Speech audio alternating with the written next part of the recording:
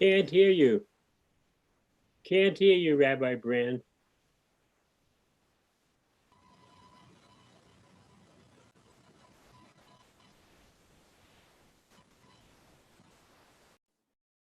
All right.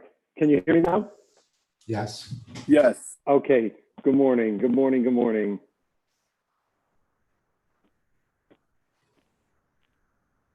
Is there going to be in about half an hour Hallel here in Yes, this? there will. We'll start up in a minute. Thank you. Okay. All right. Good morning, everyone. Yom Yerushalayim Sameach. Delighted to see you. I hope you can see me and hear me now. Yes? Okay, great. So here we have it. Where's the, almost right here. So I shared it on the screen before, and I'll share it again. Just want to give a Yashar Koach and thank you, as usual, to Reb David Aronin for organizing this Friday morning shir that Nicole has weekly and now virtually on Zoom. Great to see everyone. Today is Yom Yerushalayim, so our topic, our limud, is going to be focused on a Yerushalayim topic, on a theme. And if you have the marmakomos in the email, great. Don't worry about it. We'll share them as we go along. I want to understand one idea, one theme, one aspect of Yerushalayim, and that is the idea of standing. And we'll see what that means. The Gemara says, if you have it in the front of you, I'll share it on the screen. Don't worry. The Gemara says, in Eruvin Adaf Chaf Beis, I'll translate it for you, don't worry. Amar Rabba Bar Chana taught Amar Rabbi Yochanan in the name of Rabbi Yochanan. Yerushalayim ilmole dal sosel nin olos balayla chayavin olav aleha mishum rishus harabim. There is a rule that we are not allowed to carry in a public square on Shabbos. We're also not allowed to carry from a private domain into a public domain and vice versa. Yerushalayim, says the Gemara, would have been considered a public domain. However, Yerushalayim had delosos. A delos is a door. It had delosos nin olos balayla, that were locked at night. So this is a practical statement that the Gemara is making, and it's in the context of the rules of mechitzos, of barriers, as it relates to how to create a private domain on Shabbos for purposes of carrying. But my question is, why is it significant, or is it significant? Obviously, in my mind, it's got to be significant, that dafka, that specifically the delosos of Yerushalayim, the doors of Yerushalayim were closed, were nin olos. Why did they have to be closed? What does it mean that Yerushalayim had doors that were closed? We all know one of the most famous features of Yerushalayim is that it had gates. It had sha'arim. But apparently these gates were closed at night. Why is that significant? That's issue number one. Issue number two is the Mishnah Pirkei Avos in the 5th chapter. Mishnah tells us, Me'olam, never, lo amar adam, a person said, lachavero, to his peer, tsar li hamakom, sha'olen b'Yerushalayim. That this place is too tight, it's too constricted for me to live in Yerushalayim, for me to specifically, lalun means to sleep over. I never had an issue sleeping over in Yerushalayim. There was always enough space.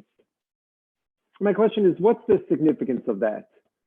What is the significance of the fact that people say, I always found a place to sleep? The gates are locked at night. I always found a place to sleep. And then there's the third element. There's a halacha based on this pasuk in Devarim, source number 3. You can see it on the screen. The pasuk says, "Uvishalta ve'achalta," you should cook and you should eat. B'makom asher yivchar Hashem Elokecha bo, in the place that Hashem your God will choose, which is going to be Yerushalayim. Ufanisa v'boker, you should wake up. You should turn in the morning. So if you look in the Sifri there, it's pinched in the bottom from the Torah Tamima. Ufanisa v'aboker, you will turn in the morning. Malamed, this teaches us she'tu'unin lina b'Yerushalayim, that there is a requirement to have lina, to sleep overnight in Yerushalayim. Not only that, ve'ein li ela elu, how do you know it's not just a major sacrifice like an animal? Not just that, minayin l'rabos ofos, even if you bring a bird offering, umenachos, or a meal offering, a flour offering in your hand that they do the kmitza on for the Kohen. Yayin ulavona ve'etzim, if you donate wine, incense, and wood, Talmud lomar ufanis v'aboker, you turn in the morning. Kol pinos sha'ata poneh, all times that you turn, yiyu min haboker ve'elach, they should be in the morning. You should never take the early flight in and the late night flight out. You always have to sleep over. So what's the pshat? What's this idea that we're sleeping over in Yerushalayim? There's always a place to sleep in Yerushalayim. They lock the gates at night in Yerushalayim. You weren't leaving at night. What's the pshat? So we know there is a difference between two kinds of beings. There is a being, an entity which is mahalach, is going, is moving. And then there is a being, there is an entity, which is omed, which is standing. So there is a pasuk in Zechariah. You see it here, it's quoted in source number 5. It's a piece from Reb Tzadok HaKohen of Lublin, the Heilige Reb Tzadok Rabinowitz, in his Pri Tzaddik. He quotes this pasuk, but many quote this pasuk. I only bring it for the continuation. The pasuk says, "V'nasati lacha mahalchim bein ha'omedim ha'eleh." This is a prophecy in the Navi Zechariah, and he tells,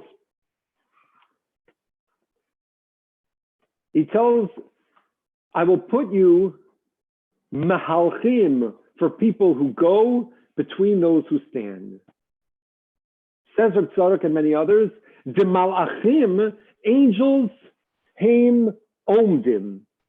Angels are stationary. Masha'ein kein ha'adam. What is not true about a person who is sarach lios mahalech tamid, the person needs to be constantly moving, going, mi madrega la madrega, from one level to another strata. One level to the next, we have to be growing, developing, constantly moving. Just like we found when Moshe Rabbeinu, when his time on this world expired, what did he say? Lo uchal od latzeis v'lavo. I can't come and go. I can't move. I'm just stuck here. I'm stationary. So usually, when we look at ourselves in this world, we are mahalchim. We are people who are moving.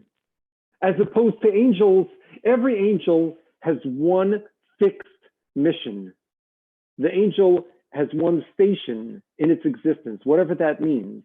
You know, Chazal tell us that every angel only has one mission and then it ceases to exist. That's why there were multiple angels who came to Abraham in the beginning of Parshas Vayera, because they had different shlichuyos, they had different goals.